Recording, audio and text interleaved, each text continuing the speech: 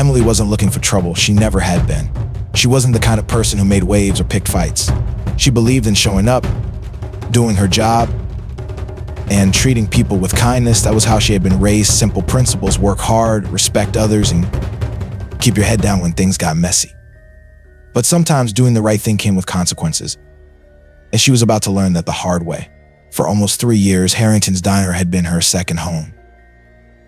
It wasn't fancy, just a small roadside diner on the outskirts of Indianapolis, Indiana, wedged between a gas station and a rundown laundromat.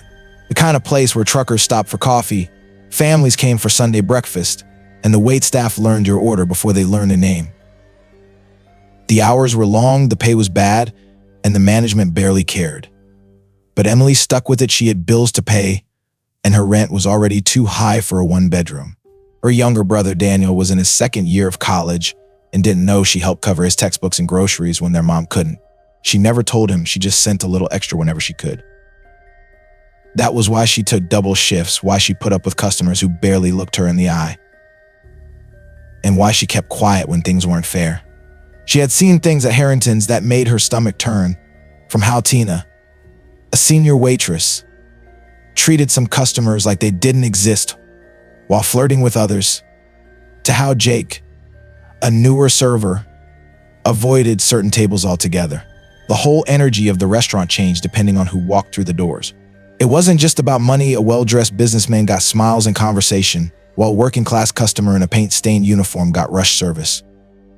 And if someone looked like they might not tip, some of the staff wouldn't even try. Emily hated it, but calling it out wasn't an option. She had learned that the hard way months ago when she casually pointed out that a customer had been waiting too long. Tina had given her a cold, hard stare and said, "You don't get paid extra for being a saint, Emily." The message was clear: either you go along with it, or you learn to keep your mouth shut. Emily had chosen the latter until that night. And after that night, nothing would ever be the same again. The dinner rush had come and gone, leaving behind a slow Wednesday evening. Emily didn't mind slow nights. Fewer customers meant fewer complaints, fewer spills, and fewer fake smiles from co-workers who only turned on the charm when it suited them. She was at the counter, refilling the sugar dispensers when the bell above the door jingled. An older black man walked in, his clothes clean but slightly worn. Nothing flashy, just a simple button-up and slacks, but there was something about his hesitation as he scanned the room before stepping forward. Emily recognized that hesitation, having seen it before, especially in customers who already knew what kind of welcome they weren't up to get. Sure enough, the response was immediate. Tina, leaning against the counter, didn't even look up from her phone, while Jake, who had been joking with another server, glanced at the man for a split second before going right back to his conversation. No greeting, no welcome to Harrington's Diner, just silence. Emily felt the weight of it, thick, uncomfortable, and not an accident. Her coworkers had made a choice, and for a moment, she considered keeping her head down. It would be easier, it always was. But then she looked at the man again, the way he stood there waiting like he was giving them a chance to prove him wrong. Just this once. Emily made a choice too. She wiped her hands on a napkin, grabbed a menu, and walked straight over. "Good evening, sir," she said, her voice warm but casual. "Just you tonight." The man met her eyes and something in his expression softened. "Yes, Mom," he said, his voice steady. Emily smiled and gestured toward an open booth near the window. "Follow me." "Booth okay?" "Perfectly fine," he replied as he settled in. She handed him a menu and pulled a pen from behind her ear. "Can I start you off with something to drink?" "Coffee," he said. "Black." "Coming right up," Emily said as she moved quickly, grabbing a fresh pot and pouring the cup herself. She could feel Tina's eyes on her, feel Jake watching too. But she didn't turn around. As she set the coffee down in front of him, he glanced around the restaurant before looking back at her. "You the only one working tonight?" he asked, voice low enough that only she could hear. Emily knew exactly what he meant. She flicked her gaze toward the others, where Tina was now whispering something to Jake, both of them smirking. "Feels like it sometimes," she said. That made him chuckle. He flipped open the menu and scanned the options. "What's good here?" Emily tilted her head, thinking. "Depends on what you're in the mood for," she said. "If you want something solid, the pot roast is made fresh, but if you want my personal favorite, the grilled salmon's the way to go." He raised an eyebrow. "That's so," she nodded. "Promise you won't regret it." He smiled, small but genuine. "Salmon it is?" Emily jotted it down. "Great choice," she said as she walked back to the kitchen. She heard Tina mutter just loud enough to be heard, "She's wasting her time." Emily clenched her jaw but kept walking. She had no idea how bad things were about to get. Emily barely slept that night. Something about the way Tina had muttered under her breath, the way Jake had smirked, and the way their manager, Carl, had peeked out from his office left her with a bad feeling. She tried to tell herself she was overthinking it after all. She had only done her job, but as she pulled into Harrington's diner parking lot the next morning, that uneasy feeling settled deep in her gut. The air was crisp, the sun barely peeking over the rooftops as she grabbed her apron from the passenger seat. A few cars were already parked out front, including Carl's old blue pickup. That was unusual. He was rarely here this early, unless something was wrong. Emily took a deep breath, squared her shoulders, and stepped inside. She expected the usual. Tina leaning against the counter scrolling through her phone, Jake cracking jokes with the line cooks, and the radio humming in the background. But the moment she walked through the door, she knew something was off. Tina and Jake weren't chatting or laughing. Instead, they were standing near the register, watching her. Tina had a sly little smile, and Jake had his arms crossed, leaning against the counter like he'd been waiting for a show. Emily's grip tightened on her apron strap, and the only thing that made her stomach twist harder was the sound of the office door creaking open. Carl stood in the doorway, expression unreadable, his thinning gray hair combed back as usual. There was something about the way he was looking at her that sent a cold shiver down her spine. "Emily," he said flatly, "come with me." The room felt smaller as she followed him to the back office, and she could feel Tina and Jake still watching her like they already knew what was coming. Carl didn't say another word as he stepped inside and left the door open just enough for the others to hear. The office smelled like stale coffee and old receipts, and a stack of invoices sat on Carl's desk, but his attention wasn't on them. He sighed, leaning back in his chair, rubbing a hand over his jaw before saying, "We're letting you go." Emily blinked, the words hitting like a slap, knocking the air from her lungs. "What?" she asked, her voice sharp with disbelief. Carl exhaled through his nose like he was already tired of the conversation. "It's not working out," he said, as if it were the simplest thing in the world. Her heart pounded in her ears as she let out a short, humorless laugh. "Not working out," she repeated. "I've been here for almost 3 years, never missed a shift, never been late. What the hell are you talking about?"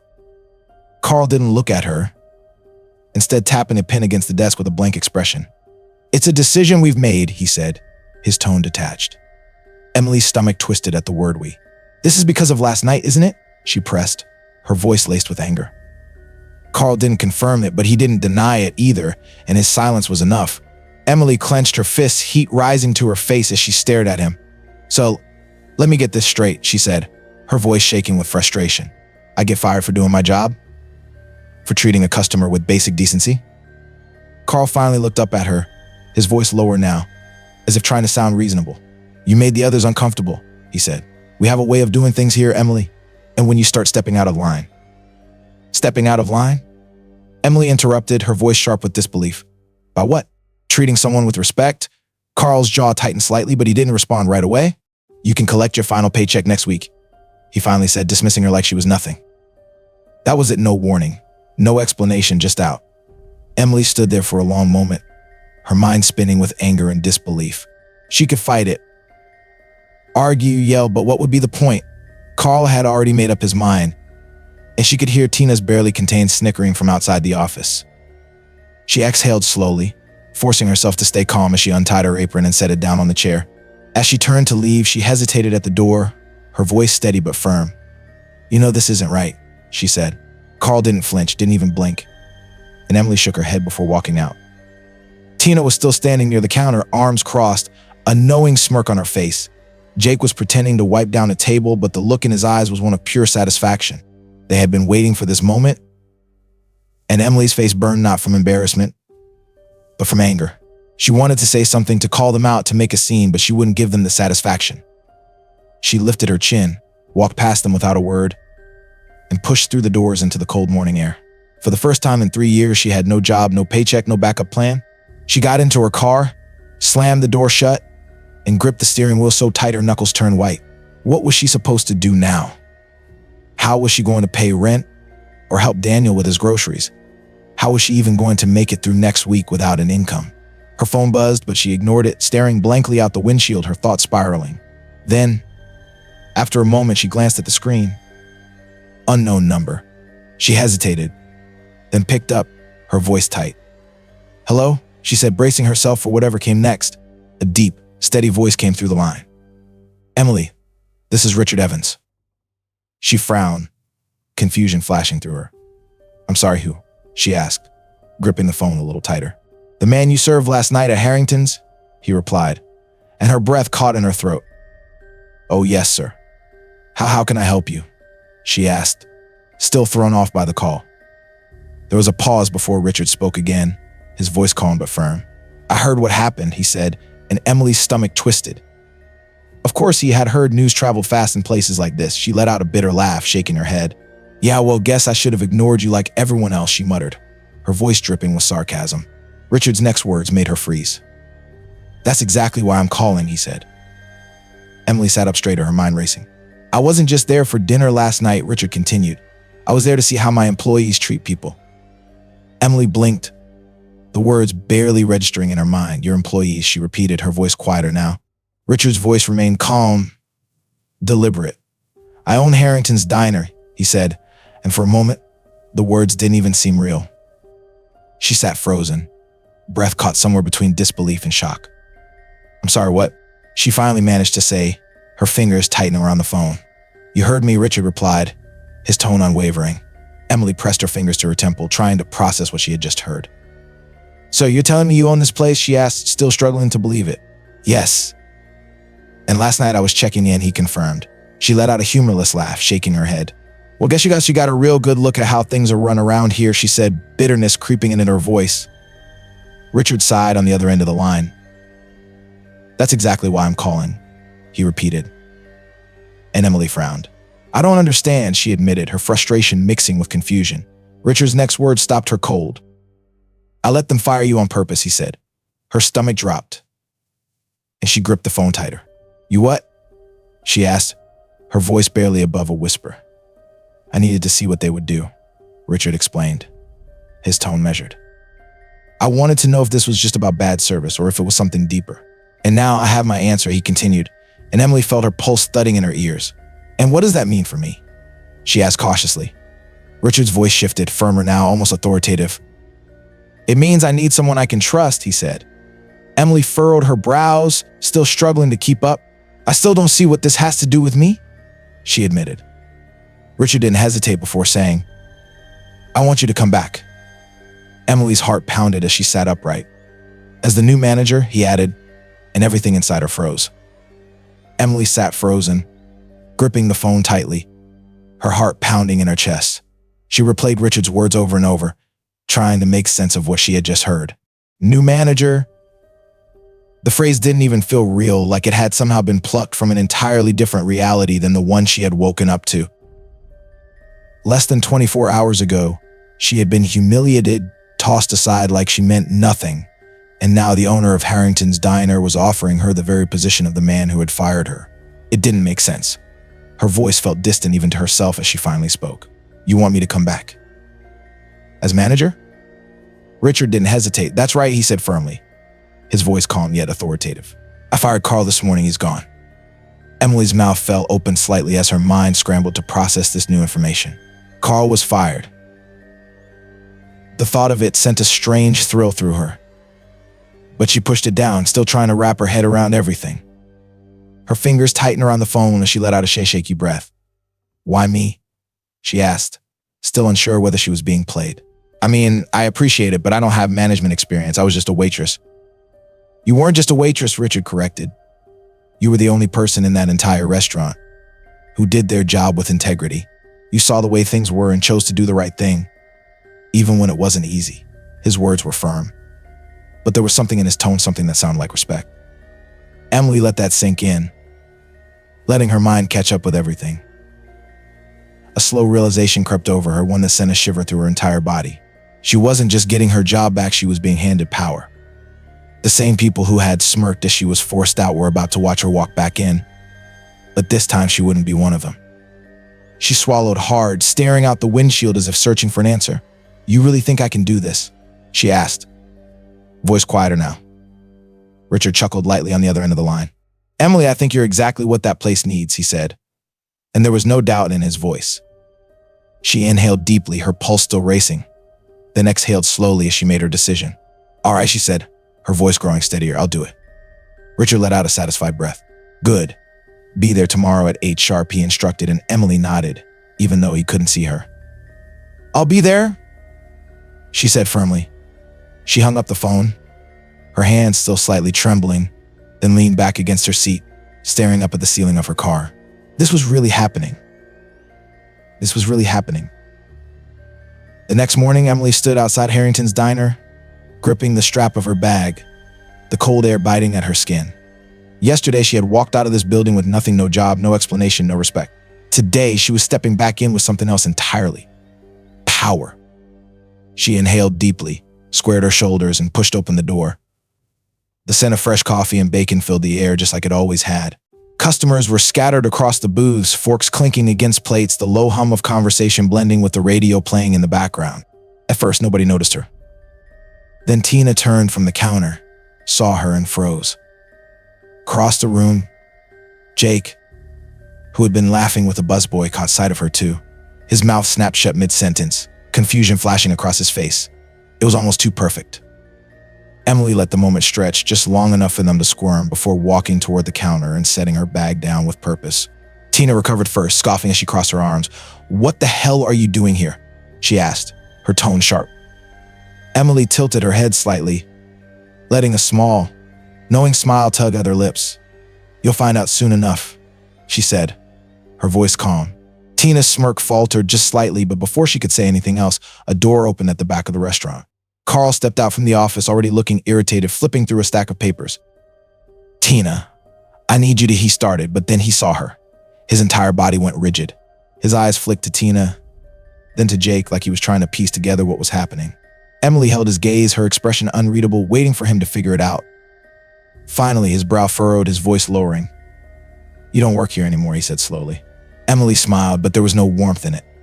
"Actually," she said smoothly, "I do."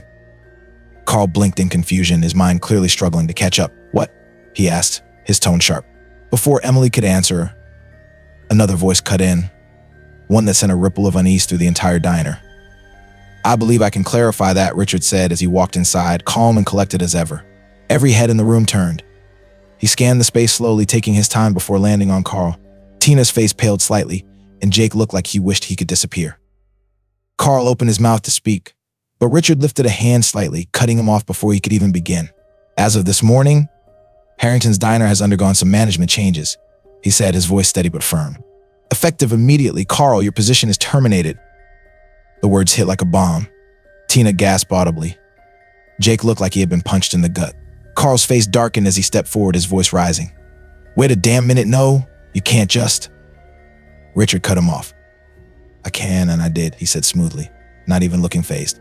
"I've already heard enough from you, Carl." Carl's mouth opened and closed, as if he was struggling to find a response, but nothing came out.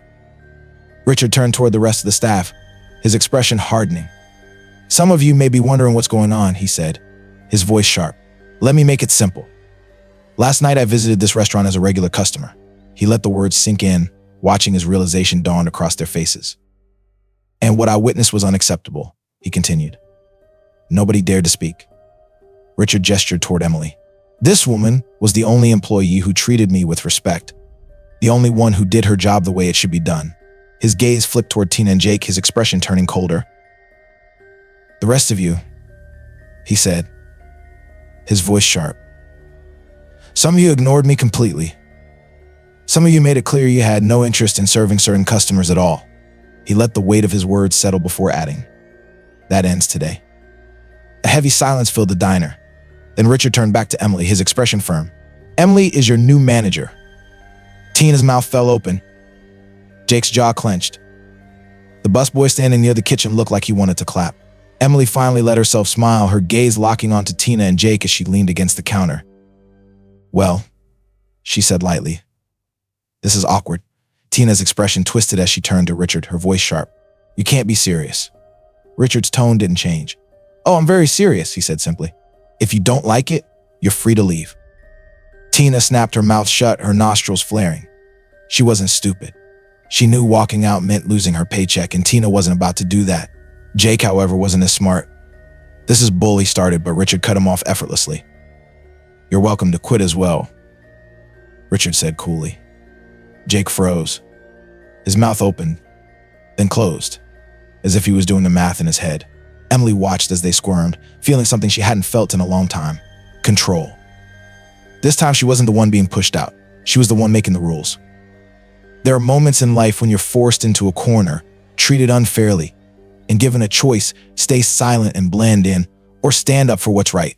Emily's story is more than just a dramatic twist of fate. It's proof that kindness is not weakness, and integrity is a force that can shake the very foundations of injustice. Think about it. Emily wasn't looking for a fight. She wasn't trying to be a hero. All she did was treat someone with basic human decency, even when everyone else turned their backs. And that one act, one seemingly small moment of choosing to do the right thing, changed the course of her entire life. How many times have you witnessed unfairness but chose to stay quiet? Maybe it was at work, in a relationship, or in a situation where speaking up felt too risky. We've all been there. We tell ourselves it's not my problem, or if I say something, I might lose what I have. But let me ask you this: what are you really losing by staying silent? Emily could have ignored that customer just like everyone else. She could have turned a blind eye and played it safe. But if she had done that, she would have remained trapped in a toxic environment where she was never truly valued. Instead, she stood by her principles, and while she paid a price for it at first, in the end, she was the one who walked away victorious. And that's the reality of life. You can't always control how people treat you. You can't always predict how life will unfold, but you can control how you respond. Emily was fired for doing the right thing, but look what happened next. She came back as the boss. The very people who smirked when she was thrown out had to watch her return, standing taller than ever, calling the shots.